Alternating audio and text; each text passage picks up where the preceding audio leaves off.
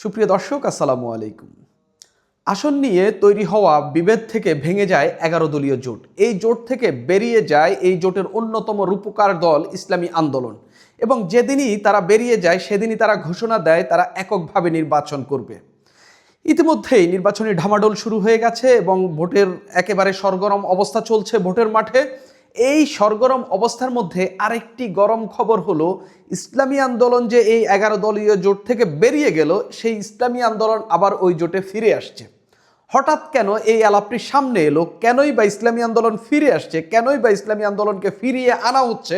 কেনই বা জামাত ইসলামী বা 10 দলীয় জোট এখনো ইসলামী আন্দোলনের জন্য অপেক্ষা করছে? আদৌ কি ইসলামী আন্দোলন এই জোটে ফিরে আসবে কিনা? আসলে কি লাভ, কি ক্ষতি, বা কি সিগনিফিকেন্স বা কি তাৎপর্য বহন করবে, সেসব নিয়ে আলাপ করব। দেখেন, জামাতে ইসলামী 253 আসন ভাগাভাগি করে নেয়, বা 253 আসনে তাদের প্রার্থী তালিকা চূড়ান্ত করে, বা কোন দলকে কত আসন দেবে সেটা চূড়ান্ত করে গত 15ই জানুয়ারি।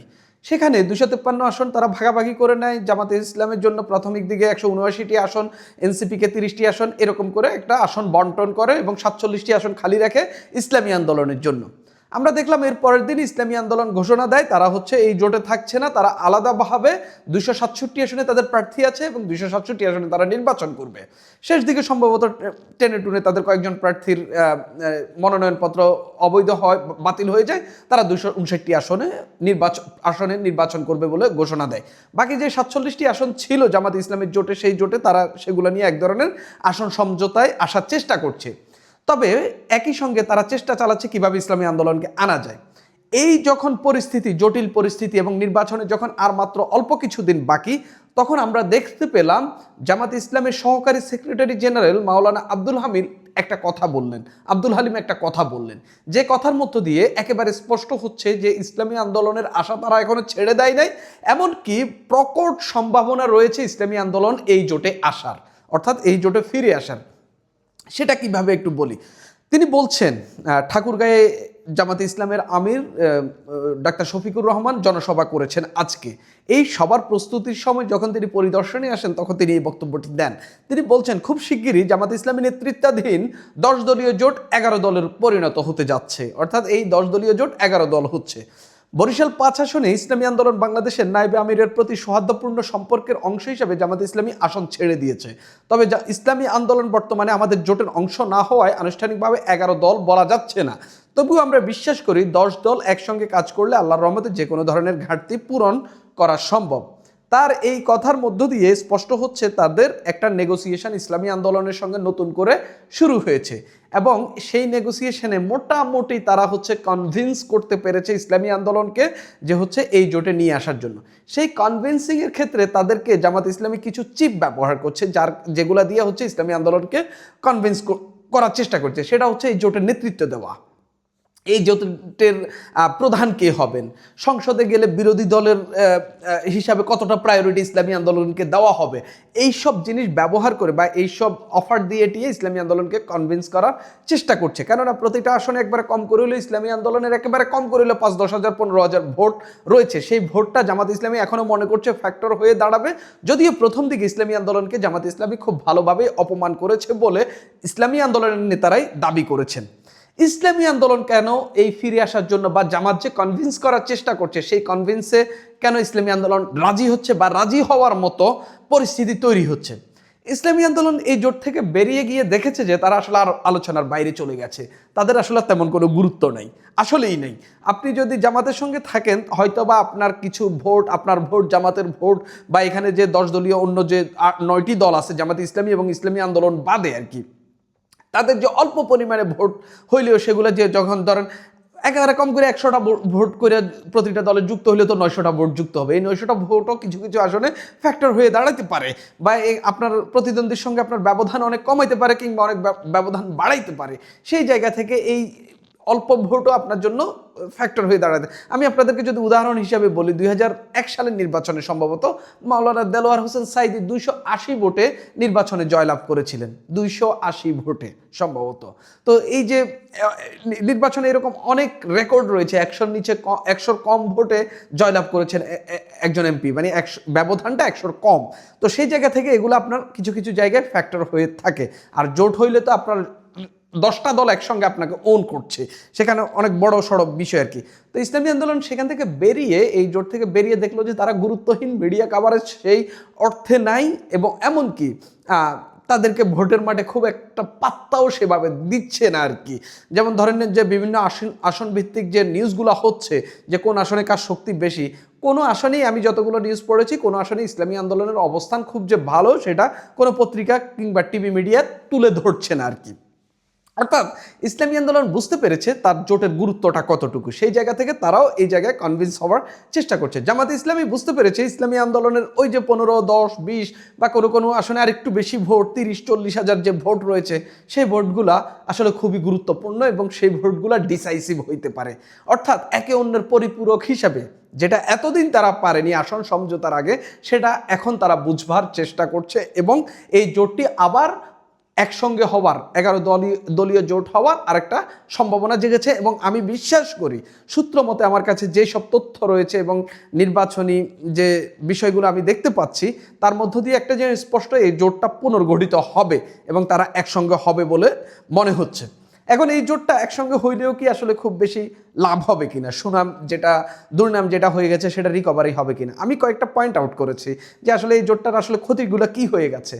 যে কাদা ছোড়াছুড়ি যেটা হয়ে যাওয়ার, সেটা কিন্তু অলরেডি হয়ে গেছে। আপনি সেই কাদা ছোড়াছুড়ির জায়গা থেকে আর বেরিয়ে আসতে পারবেন না। ক্ষমতার ভাগাভাগিতে যে সবাই একই রকম, আওয়ামী লীগ বলেন, বিএনপি বলেন, জামাত ইসলামী বলেন, ইসলামী আন্দোলন বলেন, নিজাম ইসলাম পার্টি বলেন, খেলাফত মজলিস বলেন, বাংলাদেশ খেলাফত মজলিস বলেন, বাংলাদেশ খেলাফত আন্দোলন বলেন, এনসিপি বলেন, তারপরে এবি পার্টি বলেন, এলডিপি বলেন, সবাই একই ধরনের নেগোসিয়েশন।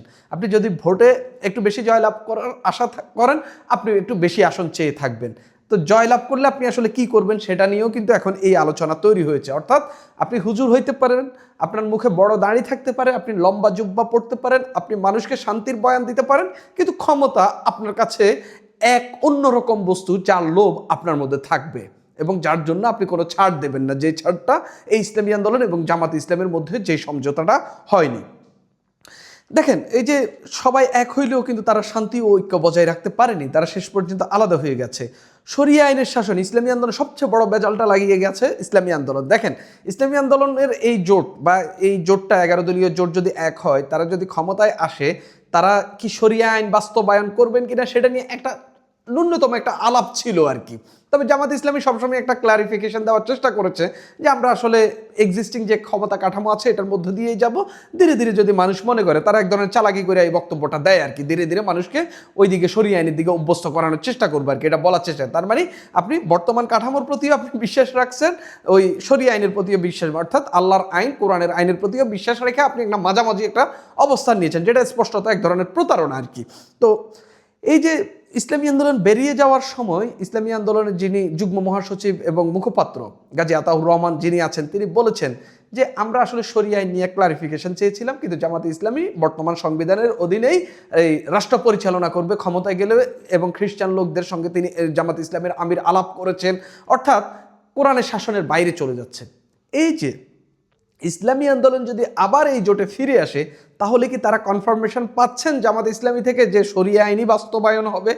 তারা কি কনফার্মেশন পাচ্ছেন যে জামাত ইসলাম বা এই জোট সরকার গঠন করলে বাংলাদেশে আর বর্তমান যে সংবিধানের যে ক্ষমতা কাঠামো এটা থাকবে না, আল্লাহর কোরআন বিধান অনুযায়ী নতুন করে রাষ্ট্র পরিচালনা হবে, এখানে কি ইসলামী শাসন ব্যবস্থা চালু হবে? এই কনফার্মেশন কি পাচ্ছেন? ইসলামী আন্দোলন যদি এই জোটে আবার যুক্ত হয়, সবার আগে আর কেউ না করুক, আমি এই প্রশ্ন করব যে আপনারা কি জামাত ইসলামী থেকে এই কনফার্মেশনটা পেয়েছেন কিনা? পাশাপাশি আরেকটা বিষয়, ইসলামী আন্দোলন জামাতকে বলেছে মুনাফেক, বা জামাতের সঙ্গে ইসলামী আন্দোলনের সঙ্গে প্রতারণা করেছে। তাহলে সেই প্রতারকদের সঙ্গে তারা কেন আবার যুক্ত হবে, এই প্রশ্নটাও আমি করব।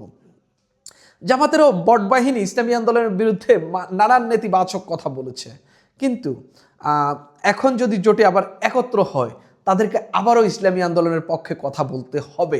অর্থাৎ জামাত ইসলামী যে চরিত্রটা বা সেই জামাত ইসলামের বট বাহিনীর যে চরিত্রটা, তারা তাদের নিজেদের স্বার্থে, যেমন ধরেন যে এনসিপি যখন গঠিত হইল, ঢাকা বিশ্ববিদ্যালয়ে যখন নির্বাচন হইল, ঢাকা বিশ্ববিদ্যালয়ে যখন এনসিপির ছাত্র সংগঠন বাকছাসের যখন আবু বাকের মজুমদার, তারপরে হচ্ছে আব্দুল কাদেররা যখন নির্বাচন করলেন ঢাকা বিশ্ববিদ্যালয়ে, তখন তারা জামাতের ইসলাম এবং শিবিরের বিরুদ্ধে কথা বলা শুরু করলেন। তখন জামাতের বট বাহিনী এনসিপিকে সমানে ধুয়ে দিলেন। মাহফুজ আলম যখন কথা বলতেন, সমানে এই এনসিপি, এই জামাত এবং হচ্ছে শিবিরের বট বাহিনী মাহফুজ আলমকে ধুয়ে দিতেন। আবার যখন জোট করলো, তখন এনসিপির গুণগান গাওয়া শুরু করলো। এই যে এই বট বাহিনীটার অন্যতম একটা ক্যারেক্টার, যে হঠাৎ করে যেটাই তাদের পক্ষে যায় তারা সেটা নিয়ে গুণগান গায়, আবার বিপক্ষে গেলে সেটাকে তুলোধুনো করে। এই যে তাদের রূপ পাল্টানো বা তাদের হচ্ছে ক্ষণে ক্ষণে অবস্থান পাল্টানো, সে অভ্যেসটা কিন্তু তাদের আছে। কিন্তু এটা এই ইসলামী আন্দোলন যুক্ত হইলে তাদের সেই রূপটা আরেকবার স্পষ্ট হবে। এই জোটটা একসঙ্গে হইলে আমি মনে করি যে ভালো কিছু হবে, বিএনপির বিপক্ষে একটা ভালো ফাইট দেওয়ার মতো অবস্থা তৈরি হবে। কিন্তু তাদের যে আসন ভিত্তিক এই ধর্মভিত্তিক রাজনৈতিক দলগুলো, পাশাপাশি 5টা ধর্মভিত্তিক দল না, এরকমও দল রয়েছে, যেমন এলডিপি, এবি পার্টি, এনসিপি, তারপরে জাকপা, এরকম দলও রয়েছে, তারপরে বাংলাদেশ ডেভেলপমেন্ট পার্টি। এগুলো কিন্তু ধর্মের বাইরে, মানে ধর্মভিত্তিক দল না আর কি, বাকিগুলো সবই ধর্মভিত্তিক দল। এই ধর্মভিত্তিক দলগুলো একসঙ্গে থেকেও তাদের ঐক্যটা বজায় রাখতে পারেনি। সেই জায়গা থেকেই প্রশ্ন জাগে যে আপনারা যদি ঐক্য বজায় রাখতে না পারেন, কোনো কারণে যদি আপনারা নির্বাচনে জিতে যান বা বাংলাদেশের জনগণ যদি মনে করে আপনাদেরকে ভোট দিয়ে জয়যুক্ত করবে, তাহলে কিভাবে আপনারা ঐক্য ধরে রাখবেন? ক্ষমতার ভাগাভাগিতে আপনাদের মধ্যে রেষারেষি, বিশ্বাস অবিশ্বাসের যে দ্বন্দ্ব, তারপরে হচ্ছে দর কষাকষি, সেগুলো তো চলতেই থাকবে। আমার কাছে মনে হচ্ছে দেশ স্থিতিশীল করতে পারার চেয়েও আপনারা বেশি নিজেদেরকে স্থিতিশীল করার দিকে বেশি মনোযোগ আপনাদেরকে দিতে হবে আর কি।